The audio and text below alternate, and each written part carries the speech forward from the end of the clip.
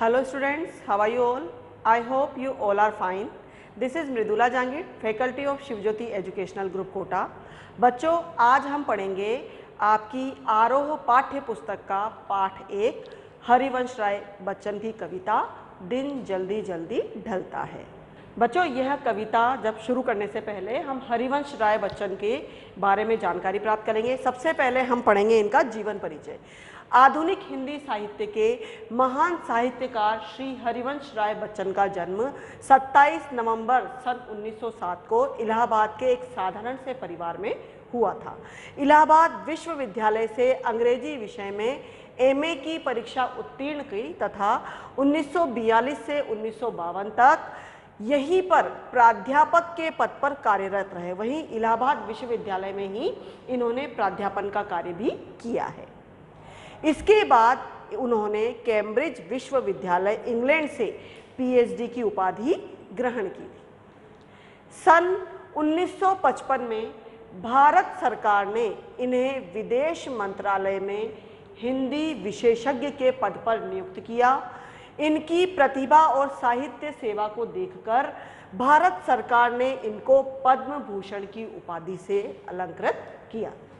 18 जनवरी 2003 को वे इस संसार को छोड़कर चिर निद्रा में लीन हो गए, अर्थात इनका देहावसान हो गया। इनकी रचनाएं हैं। श्री हरिवंश राय बच्चन जी बहुमुखी प्रतिभा संपन्न साहित्यकार थे। उन्होंने अनेक विधाओं पर सफल लेखनी चलाई है। उनकी प्रमुख रचनाएं निम्नलिखित हैं। काव्य संग्रह, इन्होंने काव्य और आत्मकथा भी लिखी है, अनुवाद भी इन्होंने किया है कई रचनाओं का, और डायरी भी इन्होंने लिखी है। तो इनका काव्य संग्रह जो है उसमें इन्होंने बहुत सी कविताएं लिखी है, जैसे कि मधुशाला, मधुबाला, मधु कलश, निशा निमंत्रण, एकांत संगीत, आकुल अंतर, मिलन यामिनी, संत रंगिणी, आरती और अंगारे, नए पुराने झरोके, टूटी फूटी कड़ियाँ, बुद्ध और नाचकर। तो इस प्रकार इन्होंने ये सारे इनके काव्य संग्रह हैं। इन्होंने आत्मकथा भी लिखी है, क्या भूलूं क्या याद करूं, नीड़ का निर्माण फिर, बसेरे से दूर, दश द्वार से सोपान तक। इन्होंने हैमलेट, जनगीता और मैकबेथ का हिंदी में अनुवाद भी किया है। डायरी, इन्होंने डायरी लेखन भी किया है, प्रवासी की डायरी। अब है इनकी काव्यगत विशेषताएं। हरिवंश राय बच्चन हालावाद के सर्वश्रेष्ठ कवि माने जाते हैं, जिसमें प्रेम और सौंदर्य का अनूठा संगम है। उन्होंने व्यक्तिगत जीवन में घटी घटनाओं की सहज अनुभूति की ईमानदार अभिव्यक्ति अपनी कविता के माध्यम से की है। इसी विशेषता के कारण यह लोकप्रिय हुए हैं। इनकी भाषा शैली, हरिवंश राय बच्चन प्रखर बुद्धि के कवि थे। इनकी जो भाषा है वो शुद्ध साहित्यिक खड़ी बोली है, अर्थात इन्होंने हिंदी भाषा में ही अपनी रचनाओं को लिखा है, जो आम व्यक्ति के निकट है। इन्होंने अपने काव्य में संस्कृत की तत्सम शब्दावली के साथ साथ तद्भव शब्दावली, उर्दू, फारसी, अंग्रेजी आदि भाषाओं के शब्दों का तथा शब्द अलंकार और अर्थ अलंकार दोनों का ही अपनी भाषा में सफल प्रयोग किया है। कवि ने प्रांजल शैली का प्रयोग किया है, जिसके कारण इनका साहित्य लोकप्रिय हुआ है। बच्चों, यह जो कविता है हमारे दिन जल्दी जल्दी ढलता है, यह कविता हरिवंश राय बच्चन के निशा निमंत्रण गीत से संकलित है। गीत में यह जो गीत है दिन जल्दी जल्दी ढलता है, बच्चों यह गीत है। इस गीत में कवि ने प्रकृति की दैनिक परिवर्तनशीलता के संदर्भ में प्राणी के धड़कते हृदय की भावनाओं को सुनने का प्रयास किया है। समय निरंतर परिवर्तनशील है। किसी अपने प्रियजन से मिलने की इच्छा ही हमारे प्रयासों के पगों में गति और चंचलता प्रदान करता है। जब हमें किससे मिलने की उम्मीद होती है तभी हमारे पैर जल्दी जल्दी चलते हैं और हमें गति प्रदान होती है, यही यहाँ बताया गया है। इससे हम शिथिल और सुस्त होने से बच जाते हैं, यानी कि हम आलस करने से बच जाते हैं।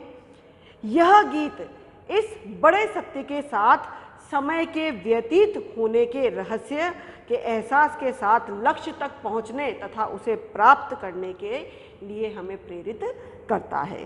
तो बच्चों, यह जो कविता है, अब हम इस कविता के बारे में पढ़ेंगे। हमारी कविता का नाम है दिन जल्दी जल्दी ढलता है। पहला जो पैराग्राफ है बच्चों, दिन जल्दी जल्दी ढलता है, हो ना जाए पथ में रात कहीं, मंजिल भी तो है दूर नहीं, यह सोच थका दिन का पंथी भी, जल्दी जल्दी चलता है, दिन जल्दी जल्दी ढलता है। बच्चों, प्रस्तुत जो काव्यांश है, इसमें कवि ने समय के व्यतीत होने के साथ साथ पथिक के मंजिल पर पहुंचने तथा उसे प्राप्त करने के जज्बे का चित्रण किया गया है। इस पद्यांश के माध्यम से कवि हमें समझाना चाह रहे हैं कि हमें निरंतर गतिशील रहना चाहिए। बच्चों, सबसे पहले मैं आपको इसके मीनिंग बताऊंगी। दिन जल्दी जल्दी ढलता है, ढलता का अर्थ होता है अस्त होना। हो ना जाए पथ में रात कहीं, पथ में का अर्थ होता है राह में या मार्ग में। मंजिल, मंजिल से अर्थ है यहाँ पर लक्ष्य। हमारे जीवन में जो भी हम प्राप्त करना चाहते हैं, जिस मंजिल पर हम पहुँचना चाहते हैं, उस लक्ष्य की यहाँ बात की गई है। यह सोच थका दिन का पंथी, थका मतलब थका हुआ, दिन का पंथी, पंथी का मतलब है राही, रास्ते में चलने वाला राही जो है वह जल्दी जल्दी चलता है, दिन जल्दी जल्दी ढलता है। तो बच्चों, यह जो कविता है, इस कविता के माध्यम से कवि कहते हैं कि दिन भर चलकर अपनी मंजिल पर पहुंचने वाला यात्री देखता है कि अब उसकी मंजिल पास आने वाली है और वह अपने प्रियजनों के पास पहुंचने ही वाला है। उसे डर लगता है कि कहीं चलते चलते रात न हो जाए, इसलिए वह अपने प्रियजन से मिलने की कामना से जल्दी जल्दी कदम रखता है, जल्दी जल्दी चलने का प्रयास करता है और अपने प्रियजन से मिलन की आतुरता के कारण, उसकी व्यग्रता के कारण उसे प्रतीत होता है कि दिन जल्दी जल्दी ढल रहा है, अर्थात दिन जल्दी जल्दी चल रहा है। इसकी दूसरा जो पद्यांश है वह है, बच्चे प्रत्याशा में होंगे, नीड़ों से झांक रहे होंगे, यह ध्यान परों में चिड़िया के, भरता कितनी चंचलता है, दिन जल्दी जल्दी ढलता है। बच्चे प्रत्याशा में होंगे, प्रत्याशा का अर्थ होता है बच्चों आशा करना, उम्मीद करना। नीड़ों से, नीड़ों से का अर्थ है अपने घोंसलों से। झांक रहे होंगे, झांकने का अर्थ होता है देखना, देख रहे होंगे। यह ध्यान परों में, परों का अर्थ होता है पंखों में, चिड़ियों के पंखों में भरता कितनी चंचलता है, चंचलता का अर्थ होता है अस्थिरता, दिन जल्दी जल्दी ढलता है। तो यह जो प्रस्तुत काव्यांश है बच्चों, इस काव्यांश में दाने की खोज में गए पक्षियों अर्थात प्राणियों का अपने बच्चों के प्रति वात्सल्य के भाव का चित्रण किया गया है। कवि प्रकृति के माध्यम से उदाहरण देते हुए कहते हैं कि दिन ढलने पर जब पक्षियों को यह महसूस होता है कि उनके बच्चे भी उनके आने की आशा में अपने अपने घोंसलों से झांक रहे होंगे, अर्थात अपने अपने घोंसलों से देख रहे होंगे, यह ध्यान जब उन्हें आता है तो उन चिड़ियों के पंखों में न जाने कितनी चंचलता एवं स्फूर्ति भर देता है। अर्थात पक्षी भी अपने बच्चों के वात्सल्य भाव के कारण तेजी से पंख फड़फड़ाने लगते हैं और जल्दी जल्दी अपने घरों में पहुंच जाना चाहते हैं। अगला इसका जो पद्यांश है, मुझसे मिलने को कौन विकल, मैं होऊं किसके हित चंचल, यह प्रश्न शिथिल करता पद को, भरता उर में विभलता है, दिन जल्दी जल्दी ढलता है। मुझसे मिलने को कौन विकल, विकल का अर्थ होता है बच्चों व्याकुल होना। विकल का अर्थ क्या होता है? व्याकुल होना। मैं हूं किसके हित चंचल, हित का मतलब होता है किसके लिए, यहाँ पर हित का मतलब वैसे तो भलाई होता है, लेकिन यहाँ पर किसके हित में यानी किसके लिए चंचल हूं अर्थात क्रियाशील हूं। यहाँ पर चंचल का अर्थ क्या होगा? क्रियाशील होना, गति करना। यह प्रश्न शिथिल करता पद को, शिथिल का अर्थ है सुस्त करना, धीमा करना।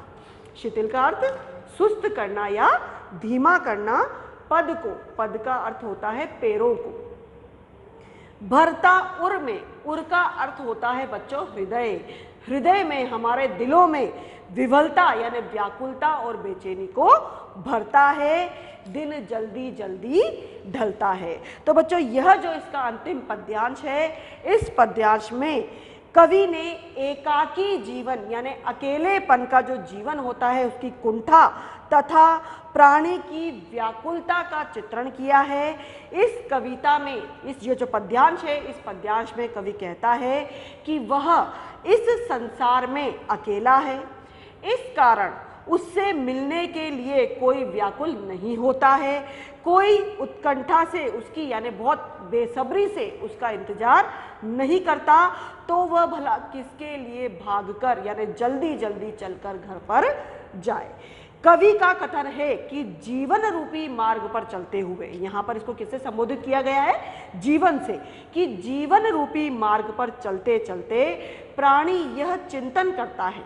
प्राणी यहाँ पर जो यात्री है वो मनुष्यों के लिए संबोधित है कि जो मनुष्य है, जो प्राणी है, वह यह चिंतन करता है कि इस समय उससे मिलने के लिए कौन व्याकुल हो रहा होगा, फिर वह किसके लिए इतना चंचल हो रहा है, या वह किसके लिए घर जाने की इतनी शीघ्रता करे, इतनी जल्दी करे। कवि के कहने का अभिप्राय यह है, यानी उसका मतलब यह है कि जब भी राही के मन में इस तरह का प्रश्न उठता है कि कौन मेरा इंतजार कर रहा है, तो यह प्रश्न उसके पैरों को कमजोर कर देता है, यानी उसको सुस्त बना देता है, तथा उसके मन में अपार व्याकुलता अर्थात बेचैनी को भर देता है। कवि के मन में यह प्रश्न आने पर उसके पैर शिथिल हो जाते हैं, मतलब धीमे हो जाते हैं, उसके हृदय में यह व्याकुलता भर जाती है कि दिन ढलते ही रात हो जाएगी। रात में एकाकीपन और उसके प्रिय के वियोग की वेदना उसे अशांत कर देगी, अर्थात कवि की विरह व्यथा बढ़ने से उसका हृदय बेचैन हो जाएगा। तो बच्चों यह है इस कविता का भावार्थ। आपको आई थिंक इसका भावार्थ अच्छे से समझ में आ गया होगा। आप इसे दोबारा अपनी बुक में अच्छे से पढ़ें। घर में रहिए, सुरक्षित रहिए। धन्यवाद।